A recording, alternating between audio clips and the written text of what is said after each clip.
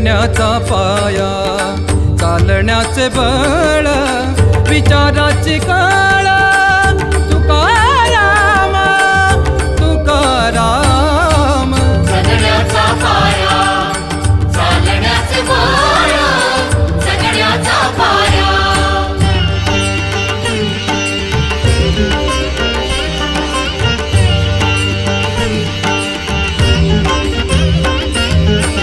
शब्दांचे इमान, अक्षरांचे रान, शब्दांचे इमान, अक्षरांचे रान, अभंगाचे पान.